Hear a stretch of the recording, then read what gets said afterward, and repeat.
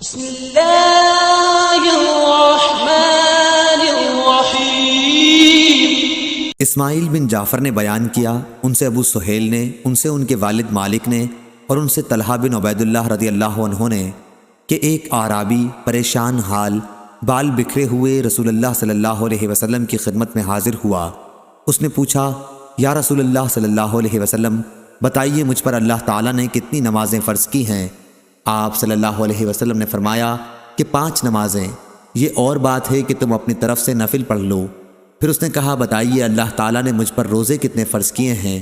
حضرت صلی اللہ علیہ وسلم نے فرمایا کہ رمضان کے مہینے کے، یہ اور بات ہے کہ تم خود اپنے طور پر کچھ نفلی روزے اور بھی رکھ لو۔ پھر اس نے پوچھا، اور بتائیے زکوٰۃ کس طرح مجھ پر اللہ تعالیٰ نے فرض کی ہے؟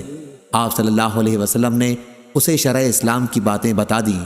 جب اس اعرابی نے کہا، اس ذات کی قسم جس نے آپ صلی اللہ علیہ وسلم کو عزت دی، نہ میں اس سے جو اللہ تعالیٰ نے مجھ پر فرض کر دیا ہے کچھ بڑھاؤں گا اور نہ گھٹاؤں گا۔ اس پر رسول اللہ صلی اللہ علیہ وسلم نے فرمایا، اگر اس نے سچ کہا ہے تو یہ مراد کو پہنچا، یا آپ نے یہ فرمایا کہ اگر سچ کہا ہے تو جنت میں جائے گا۔ صحیح بخاری حدیث نمبر 1891۔